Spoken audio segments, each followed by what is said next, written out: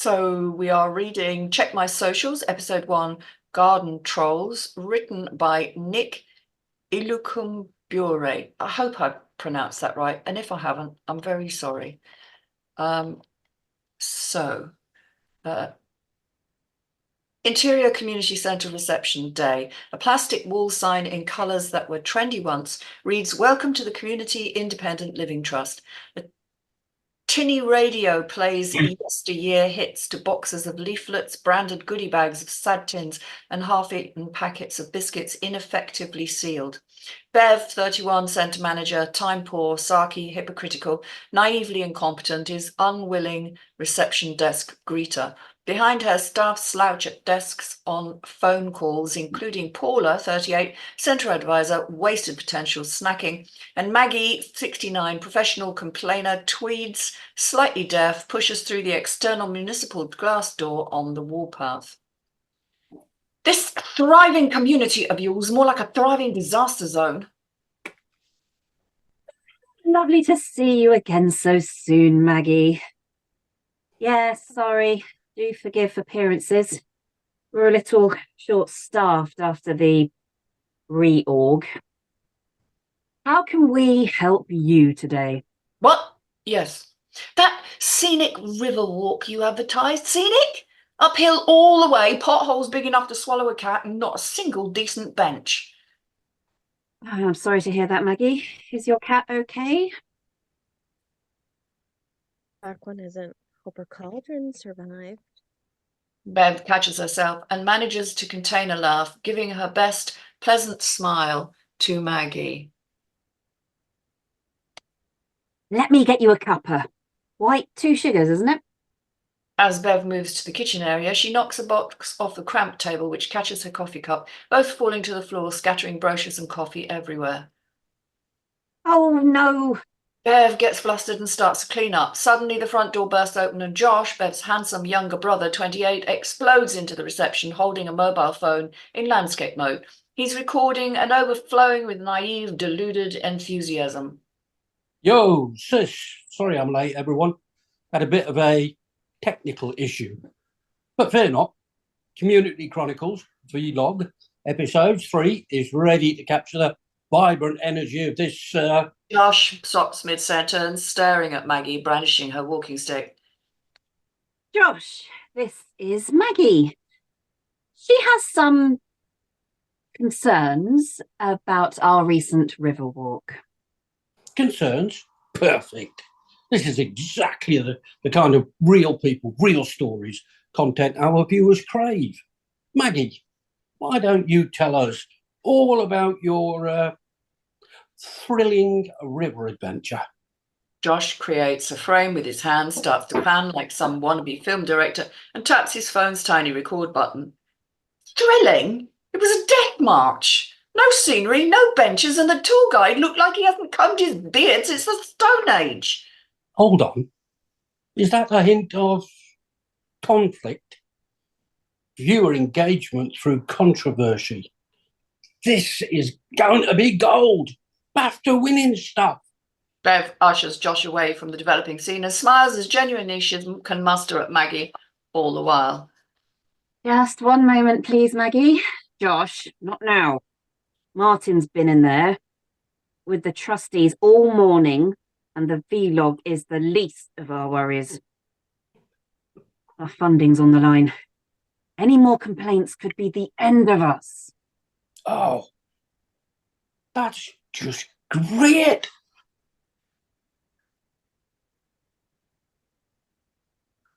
Oh, sorry, Beverly, I didn't see that. My eyes are painted on today. Josh, please don't call me that. We're not a primary school anymore, thank God. Ugh, always the joker, always Dad's favourite. Yeah, well, you can't blame me for your name, sis. Come on. This is Last Chance Saloon to show everyone the social media career can work out. Maggie pipes up from across the room, forcing Bev to return. Josh returns to recording on his phone. And really, some of the lunches were very smelly, particularly the Asian and Caribbean food. Can't they have their own walks? Bev smiles uncomfortably towards Maggie when her phone rings, showing Mum's mobile calling. Sorry, Maggie, just got to take this. Won't be a moment. Bev smiles benignly. Bit difficult to talk just now. Is it an emergency? Interior family house, kitchen, continuous. Kim, 61, Bev's mum, attention-seeking, eccentric, demented, stands in the kitchen with work surfaces cluttered with baking paraphernalia and an unfeasibly large astronomical telescope. I should say so. Tina next door said I need to post my Victoria sponge on Facebook with a hash brown or something, and I have the foggiest what she means. But I was too embarrassed to ask. Interior reception, interior kitchen, continuous intercut phone conversation. Hashtag, Mum. It's just a way for people to find you, Kate. Find my cake? Why don't they just ask? Those silly people who invented the internet were all on drugs as far as I can tell. Anyway, see you later, darling. And don't worry yourself. I'll work everything out by myself as usual. Oh, and remember if you find any takers for Dad's old telescope. Yes, sure. Got to dash. See you later. Bye. Bev hangs up and sighs. Maggie picks up a brochure and is reading it aloud. Scenic River Walk. Treacherous trek through Dante's Inferno would be more accurate. Bev comes alongside Maggie and looks at the brochure along with her, pointing at a section. Maggie, I understand your frustration, though it does highlight here there will be some inclines and uneven paths. You see these lines with the big pointy fingers next to the... Lines? It was Mount Everest for arthritic knees, and the river, a glorified puddle. You could have done the whole thing hopping on one leg. What about a refund? Ladies, that was great. Conflict, passion, drama. Josh looks at his phone and realises it has run out of memory and is not recording. If we could just take that from the top one more time. Technical issues. Hair in the gate, etc. Ha ha ha. Bev and Maggie stare at Josh in disbelief. Martin, 56, centre manager, tired, bedraggled, depressed, enters from his tiny internal office, oblivious, clearly doing his best to muster an upbeat tone. Sorry, didn't. So how's everyone doing this beautiful morning? Interior community centre office later. Paula, overweight and always on a diet, eats various health snack bars, discarded wrappers everywhere. In the background, staff phone calls reveal some tantalising snippets. So, do you remember where you left it?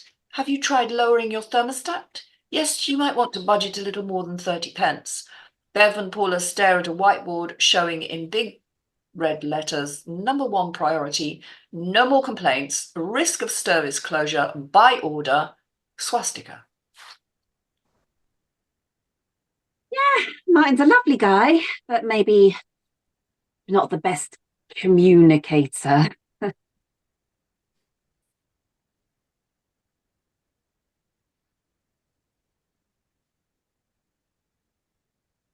Not hear Can't me. hear you, Erin. What's with the swastika? Can you not hear me? Martin's shorthand for council. Last week it was get service users up. Ah, I see. So Community Independent Living Trust, bit of a mouthful, isn't it?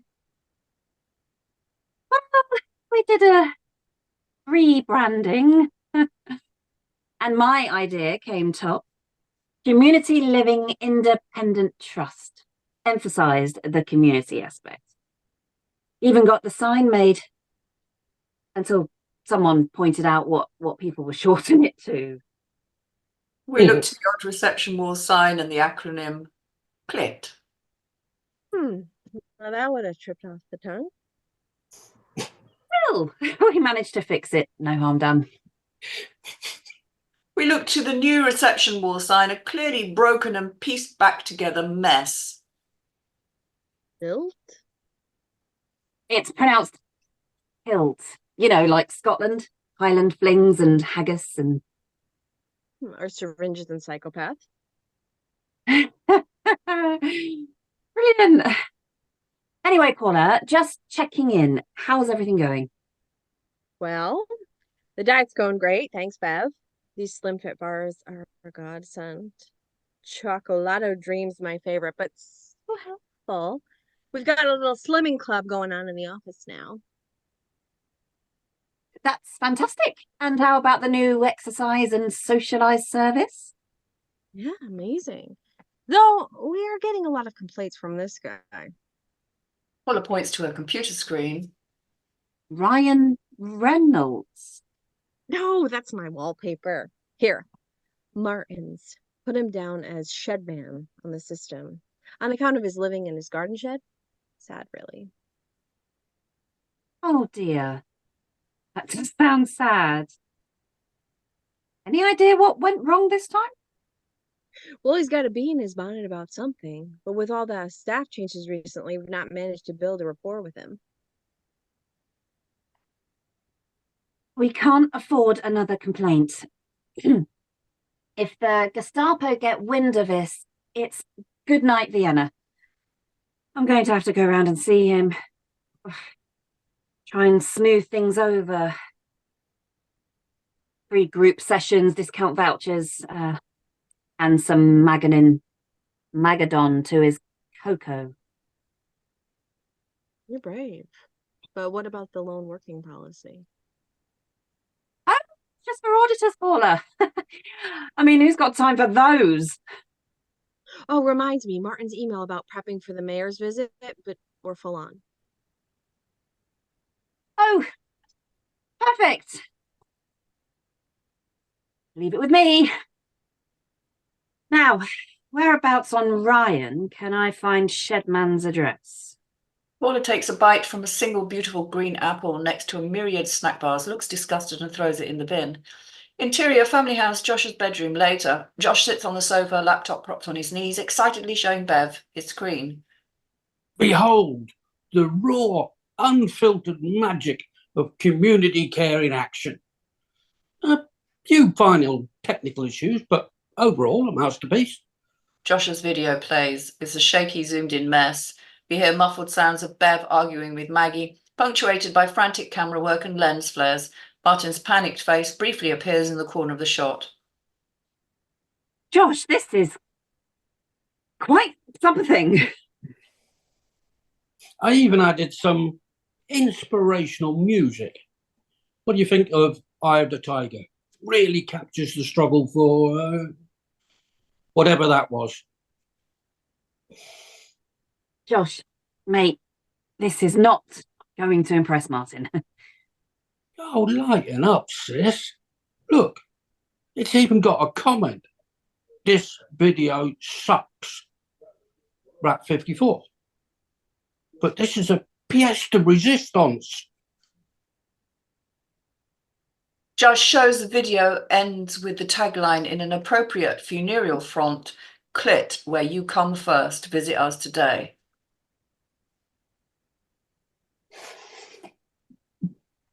So, give it to me straight, sis. What do you think?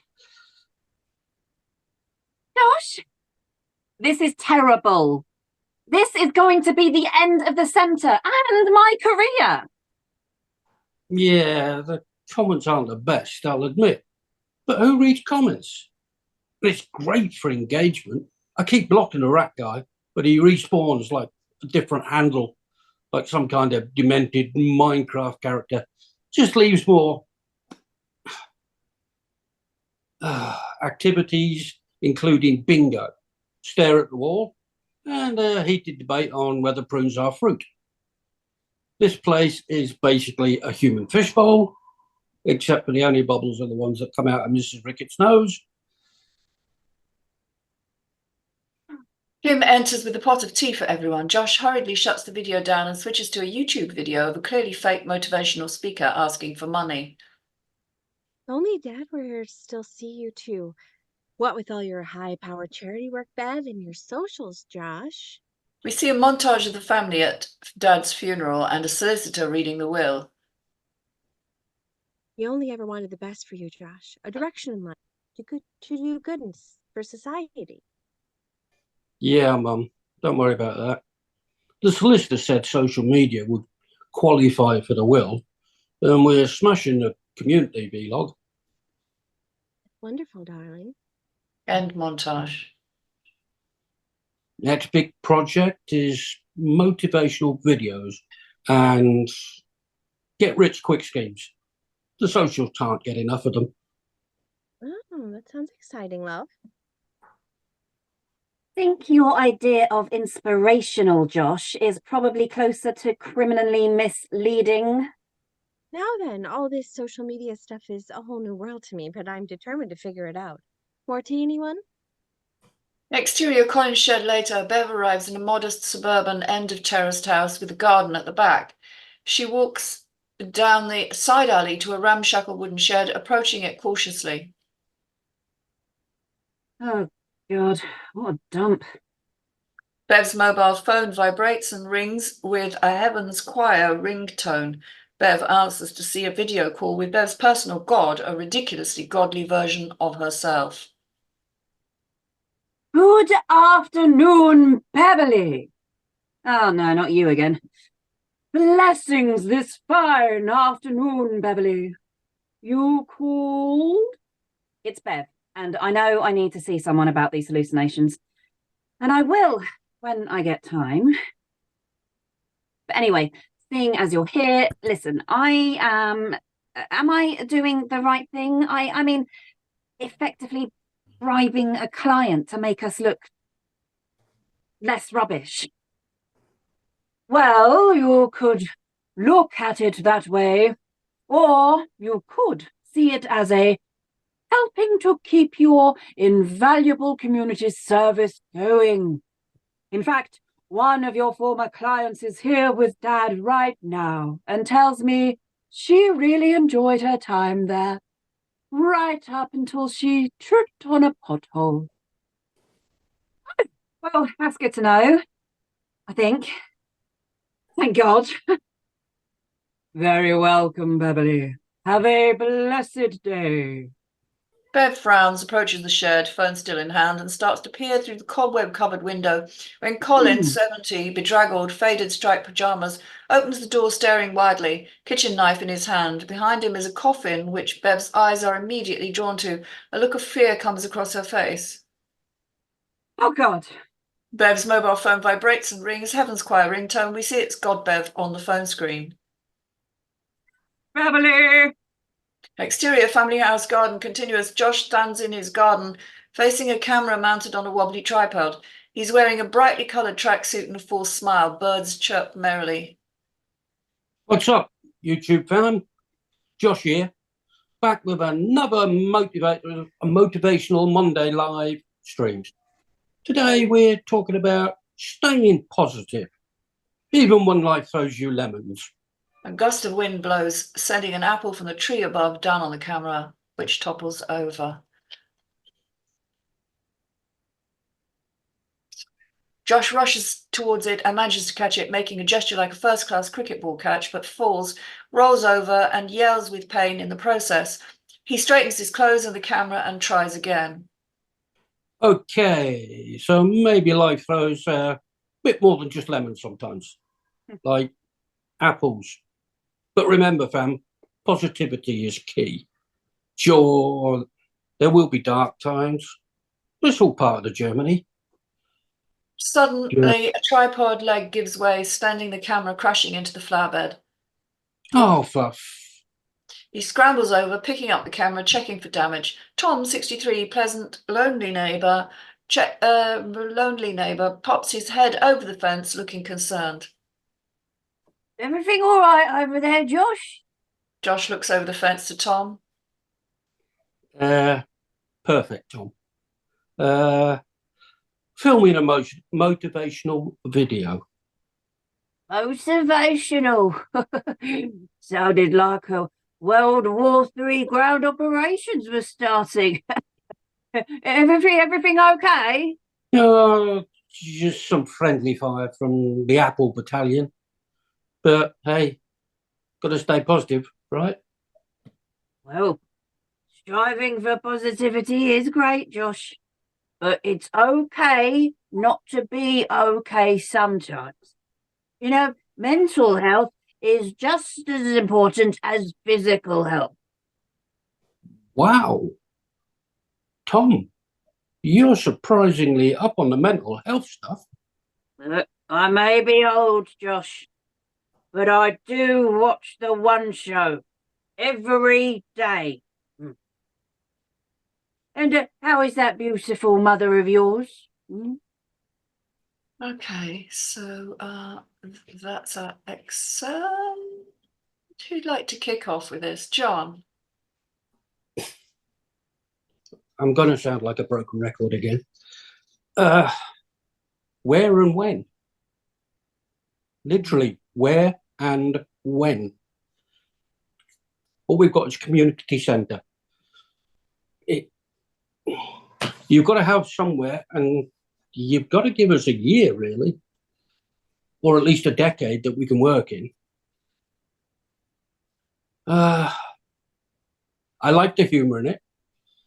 I really did like the humour in it. Definitely my taste. Kind of decent characters.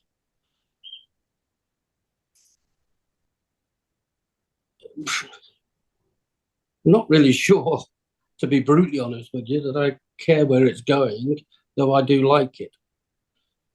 I can't think of anything else to say. I can't be positive and I can't be negative.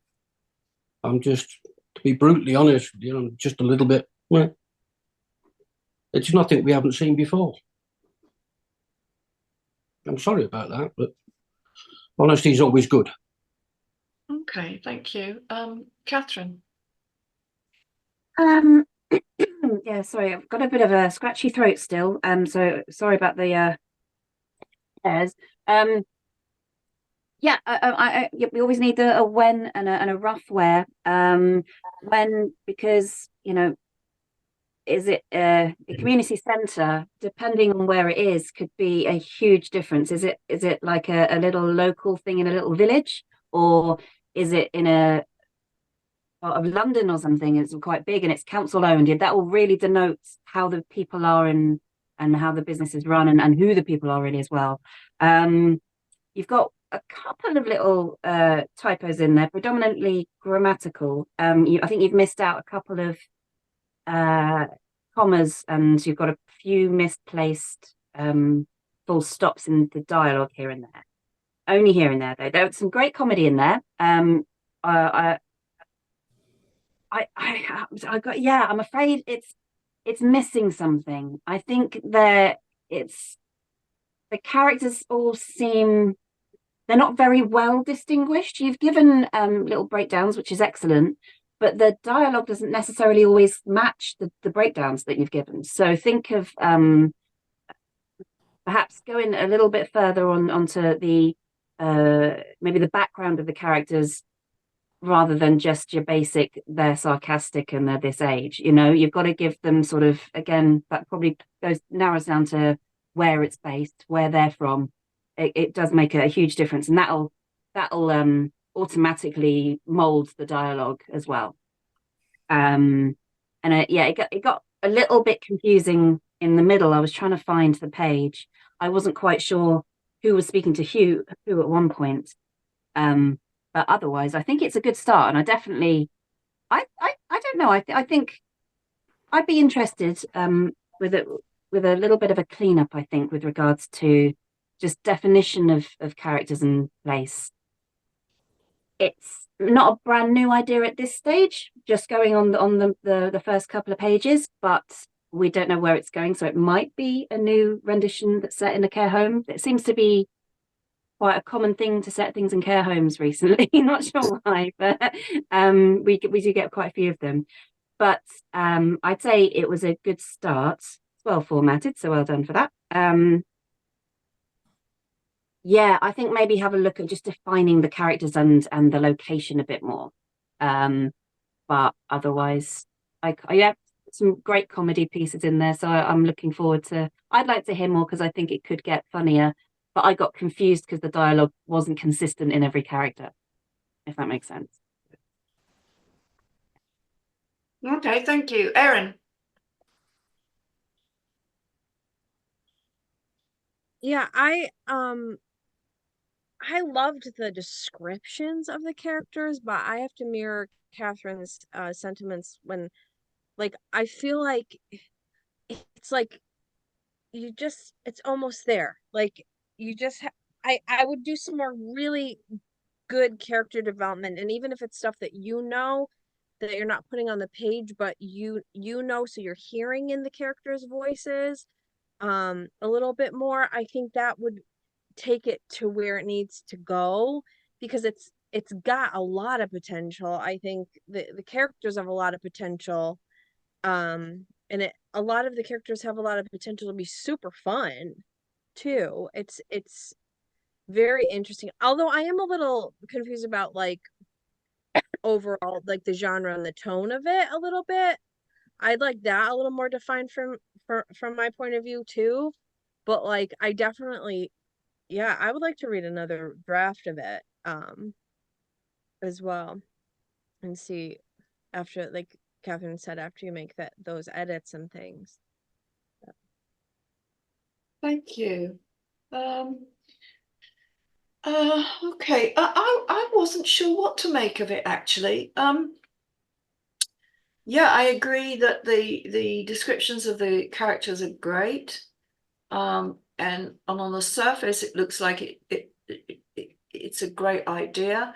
I would have made Joshua younger than 28. He's a bit old to be naively sort of, I don't know. I just think it would perhaps have made him a bit younger. I'm guessing this is kind of sitcom / light comedy drama. It's a little hard to tell, but I guess that's the way you're going with it. Yeah, I just wasn't sure what it was supposed to be about, I guess, really. That sounds odd, but it's a community centre. There ought to be a hell of a lot going on that for you to work with, because community centres, God, they get everybody in there, from all walks of life, and it can be really a real problem to deal with everybody, and the staff have to be bulletproof, really. And the other thing is, are they staff or are they volunteers? You know, because they're presumably at a community centre is also possibly volunteers who may not be as motivated, or conversely, they may be more motivated than the people who are getting paid. It's hard to say. Yeah, I kind of felt it just maybe lacked a bit of direction, but maybe that comes out beyond the 10 pages, so it's hard to tell at this point. No, sorry, go on. I just remembered something. Yeah, I'm going to say it's got a lot of potential, but I think it needs to be really tight. And I think when you think you've done the dialogue, go back over it and cut at least half of it out, and tighten it up and tighten it up and keep on tightening it up until it really punches the story, the plot through. Especially when there's an argument happening, it's got to be 1, 2, 3, 4. Yeah, it's got to be absolutely quick fire, and yeah, it's really difficult getting the balance right between explaining via dialogue to your viewers what's going on and actually carrying out the conversation. And I think you always have to be on the side of it's conversation rather than the explanatory stuff, and hope that your viewers give your viewers some credit for being intelligent, that they will pick up along the way and want to find out more as that dialogue's rolling forward. I think that's all I'm going to say at this stage. Anything else? Can I say about the God Bev thing, which sort of came out of nowhere with zero explanation not for the audience, but for the people making it. The script needs to act as a instruction manual as well as a absolutely dialogue. But I mean, the hallucination bit, I can appreciate. How her phone is vibrating and ringing with a hallucination is confusing, Mm, because the action, the physicality of the phone that doesn't connect with that. I mean, it'd be more sort of just a vision that comes up or something. mm. Or her going to a phone and switching it on and looking in an app or something like that. But the phone physically ringing to get her attention or answer her doesn't quite fit. I don't think that was a bit Yeah. confusing. I think But I'd like, interesting concept. But yes. I don't know. Without the explanation in the script, I wasn't sure what was happening. Yeah, I think I'd like to know, how long is this actually? Is Mm. it a 30-minute? Is it a 60-minute? Is it 90 minutes? How long is this? This episode 1? Because that then tells you where you should be in your first 10 minutes of the story, where you should be along that story arc, if you like. If it's a 30-minute sitcom slash like comedy drama thing, and it's only 30 minutes, 10 pages, 10 minutes in, you need to be a long way into the story. And it's not far enough. And we need to understand what this episode is about by 10 minutes in. And I'm not getting that. So is this a longer episode? And if it is a longer episode, then it would possibly be good to know. Yeah, that's all I've got to say. But thank you so much. Would be interesting to see where you go with it. Well done, definitely well done. Thank you. Yeah.